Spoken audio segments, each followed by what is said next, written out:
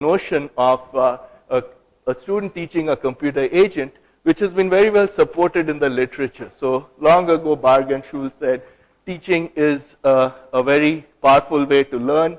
Right? Others have done studies, famous cognitive science researchers as Mikichi, etc. Right? They've shown that when you have tutor-tutee interactions, the tutors learn as much or more than the tutee themselves on that particular subject. And for those of us who are faculty or professors and have taught for a long time, right, our understanding of a field becomes much better through the process of teaching than when we were just learning for ourselves. Now, why is teaching so useful, right? Because in order to teach, you have to plan how to teach. You take a particular topic, you have to organize how you're going to teach that particular topic. Then you go through the teaching process itself, which is a social interaction. And learning by social interactions is again been proved to be a very powerful way for learning. And then lastly, after you've taught, if you're a good teacher, you always reflect on how the students took it. So if at the end of the class, the students still had a blank face, you know that something went wrong in that particular lecture. You likely have to go back and rethink how to teach that same material again. If there was a lot of interactions, there were a lot of questions in the classroom, right, you know that the students were interested, they were engaged, maybe they've learned quite a bit. So this notion of the notion of teaching seems to be a very powerful way of getting students to learn for themselves. So how do we go about doing that? So all of the examples that I've given you and a lot of the research on learning by teaching in the education and cognitive science literature has to do with those who are already knowledgeable on a topic. So as a professor, when I go teach a classroom, right, I'm not learning the basics of that topic. I already know it, and then I'm trying to do my best, right, to present it in a way that others can understand. But when we are dealing with middle school students, these are 5th, 6th, 7th, 8th graders, 10 to 13, 14-year-olds, right, they're learning the topic for the first time as they are teaching. So that itself introduces a huge challenge. How do you do that? So in other words, it's very important that we realize that I can't put a student in front of a computer with an agent and tell it, go teach them about climate change. Because how is the student going to know what they have to teach, right, unless they can learn it for themselves? So a very important thing that's happening in our system is we provide the student with resources which they can read to learn for themselves, and they teach. But of course, they may get stuck in the teaching process, and then we have other agents who come and provide help to the students and help them learn better. So what were the design principles for the system that we built? Now, of course, we want students to teach a computer agent. For those of us in computer science, when we work in agent-based environments, we write programs to make agents to behave the way we do. We couldn't expect a 5th or 6th grader to write a program to teach the agent how to learn. So we had to come up with these simple visual representations that were quite intuitive to the students, and that would also help them learn, teach, and then reflect on what they were teaching to make sure that they had taught correctly, and if they had made mistakes, how to correct things. Right? So we had to keep the overhead of teaching low, and we did that using a visual representation that I'll discuss in a few minutes. On top of that, right, these big ideas I told you about, all the benefits of teaching, we had to somehow incorporate into this computer environment. This notion of organizing your knowledge, that's sort of constructing the causal map representation. The issue of then checking to see if you had learned, so you can ask your agent questions and get them to take quizzes. And then reflecting, right, on whether when your agent makes a mistake, right, why they made the mistake. Of course, it's because you didn't teach it correctly that the agent's making a mistake. So to reflect on that, and then how you correct yourself. So here is the system. This is called Betty's brain. Students teach by using a visual representation. For example, they can click on the teach concept box on the left and click on the main screen there, and then a drop-down menu appears. They can pick a particular concept. In this case, if I'm not mistaken, I can't see the screen very well this way, but they're teaching them about climate change. So concept about climate change appears, they choose it, they can put in two concepts and then drag from one side to another. I could do, let me try that. Since if I look at this screen, I can't change the slides, and so I have to find a way of. So they're teaching students about climate change. You can see that here what the student can click here, then click here again, and a drop-down menu appears. If they pick a concept, it gets marked over here. Then when they want to teach a link, which is a link between two concepts, they would click on this, drag the mouse from one box to another, then you get a pop-up menu which says, okay, what is the name of the link you're teaching and what is the causal direction? So in other words, whoops. You'll have to excuse me, I'm not very used to this. So is this an increase or a decrease? So for example, you can see the student has taught Betty, right, solar energy increases absorbed light energy. So therefore, there is a plus sign associated with that particular link. In some cases, you might have a negative sign, which means that this decreases this particular concept. So this is how the students go about teaching Betty. This area is what we call Betty's brain. So when students start this, it's completely empty. She knows nothing. And as they teach her, she only knows what they've taught her, nothing more, nothing less. So this is one thing that we made sure that students won't get confused. Previous work on learning by teaching, people had come up with machine learning techniques to get the agents to learn. But soon the agent had learned things that the student had no idea about, and they'd get all confused. So we made sure there was a one-to-one correspondence between what the student had taught and what Betty actually knew.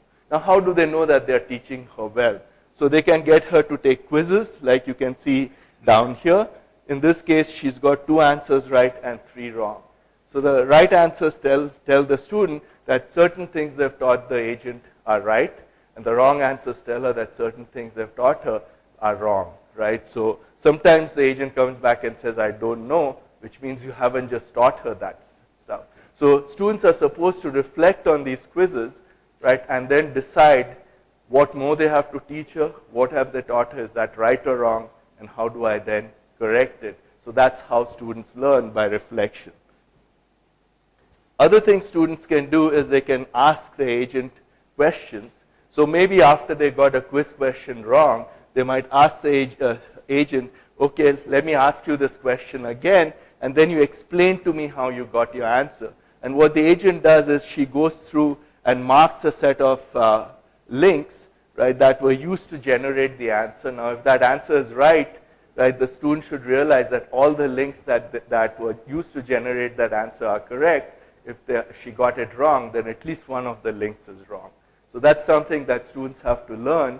They're not very good at it when they start, but through a mentor agent that we have, this process is scaffolded. So he gives them feedback and helps them to learn. So this is a quick introduction to the system. Let me move on. So I had this notion of open-ended learning environment. So you can see, why is this an open-ended learning environment? It's because, right, students decide how to accomplish the task. Usually they're building a fairly large causal map. There are 15 to 20 concepts and more links than that. We don't tell them, start with this concept and this link and build it in this order. Students are free to decide. They may know something about some part of the map and decide to build that part first and then gradually expand it. Or they might, many students just start in a haphazard random manner, right, make a lot of mistakes and they get stuck. So one of the things we want to teach them, we want to give them the freedom to do things as they like, but then when they don't do well, we have to come back and guide them and help them learn strategies for for learning better, which means when you have a complex problem, figure out how to break it down into parts. But in general, we are not telling them do it this way. We're giving them the freedom to do it the way they want. Now, when you give people the choice to do the things the way they want, the cognitive science literature says that it makes them more engaged. So if I am trying to solve a problem, where I have the freedom to go about doing it the way I want, eventually when I'm successful, right, I have much more satisfaction if someone was sitting there and telling me, do this, do this, do this, do this, and see you got it right. It doesn't give me much satisfaction because I did what someone else told me to do, which is what happens in a lot of traditional classrooms is the teacher says, I'm going to give you these 5 questions in your test tomorrow, right? These are the sections of the book that you shall read and answer the questions. Student says, I'm doing it for you for the sake of the teacher. I'm not really doing it to learn, but here they're doing it to learn. So again, right, preparing to teach. So as they're teaching, they have to read the resources. That's a self-directed activity. There are a lot of students who say, oh, I'm just going to look at these set of concepts, put them down, use my intuition to create links. Now, very often what happens is they have wrong intuition, so they end up putting in wrong links. You put in too many wrong links, it becomes very hard to check your map and correct it. So we want students to say, build the map in small parts, keep checking as you build. If you see errors, correct them right away rather than do it later.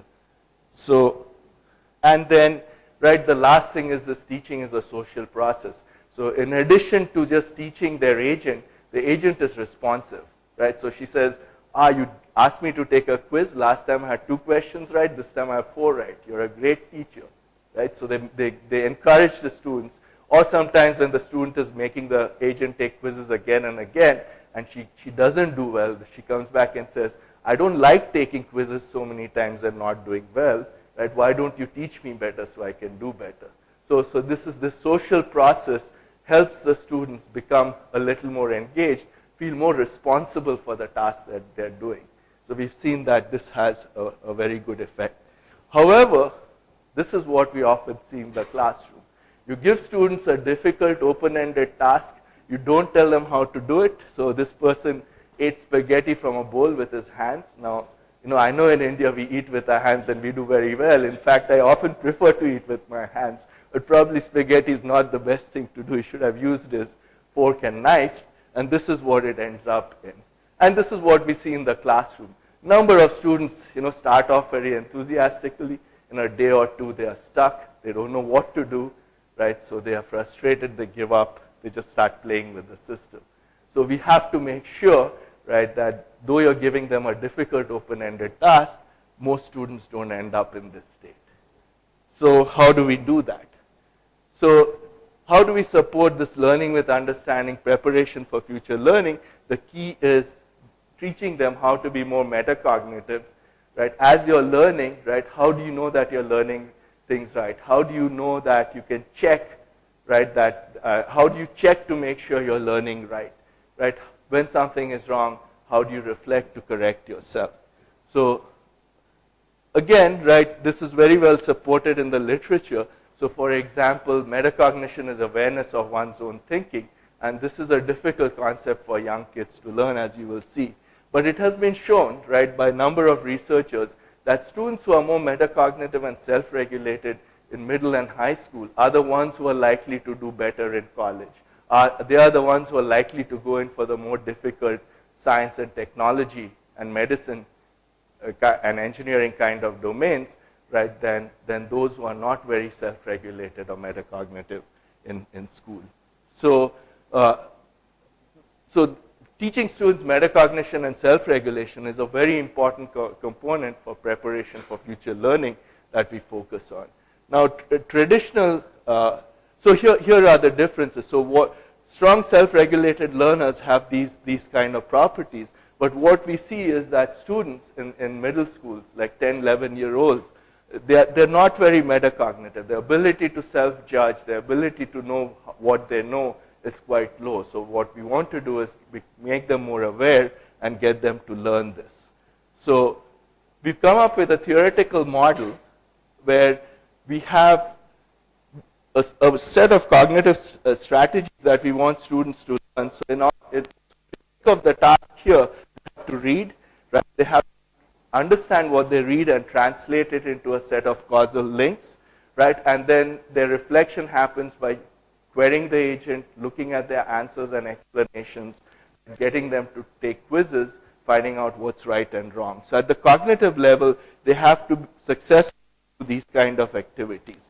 And then at the metacognitive level, as I was discussing earlier, right, they have to have strategies where, given a big problem, how do you break it up into parts? Or, right, I need to know this information, how do I go find it in the resources? Right, and then after I found this information, how do I structure it in a causal form? And then how do they monitor their own progress? Right, so yeah, I've built this part of the map, how do I know whether I've built it correctly? What part of it is right, what part of it is wrong? How do they check that? So this they do by taking quizzes and then sort of reflecting on the answers and figuring out what part of the map is right or wrong, and then they try and correct it. So this is our ideal student model for what a good student should do as they are learning. But it turns out that most students are not very good at this. There are a number of students who are not very good at this. So we've had to build in a lot of support and feedback to figure out when students aren't doing well here, to give them help here. When they start doing okay here, then we start giving them help here. Now there are some students who are pretty good at this, so we can start giving them help in this area, right, when they have problems. So our two agents, right, Betty, who is the agent that is being taught, is self-aware. So she's always coming back and telling the student things like this. She's continually conversing with the student as they are teaching her. Did I get this answer right? Right, I mentioned that if she's not doing too well in quizzes, right, she comes and tells them I should learn more between quizzes. She sort of prompts the students. Whereas Mr. Davis, the mentor agent, provides support and feedback of strategies, but he does it in a very context-aware fashion. We found in previous versions of the system where we come and try and give the students a strategy, they often tend to ignore it. Right? So previously the agents would talk, they would just turn down the volume, or when it came up on the screen, they would quickly click past that screen. We realized, right, that it's not the students not wanting to do it, but if they don't see why something is useful, why should they even pay attention to it? So it's very important for us through the system to make students aware that, hey, I'm telling you this strategy because, see, you're stuck here, and maybe by doing this, you will do better. But we always give students a choice. Our agents are very conversational. So the mentor will jump in and say, I think you're having trouble. Do you need help? The student says no. We said, fine, go continue to do what you want. If the student says yes, then we sort of try and point out where they're having trouble, and then progressively give them more help if they ask for it. So these are just examples that you can quickly look at. So we give help in terms of reading strategies, in terms of monitoring quiz results, and then monitoring explanations. So we found that we have to be very explicit with students to try to help them learn these strategies. So let me talk about our first experimental study that we conducted quite some time ago, 5-6 years ago. We divided students in a 5th grade classroom into 3 conditions. So one group had the full system where, they taught back from the mentor agent on the self-regulation and metacognitive strategies. There was another group that taught but did not get any feedback on metacognition, and a third group that did not teach. So we did not have Betty in the system at all. Right? The mentor came in and said, you are going to learn for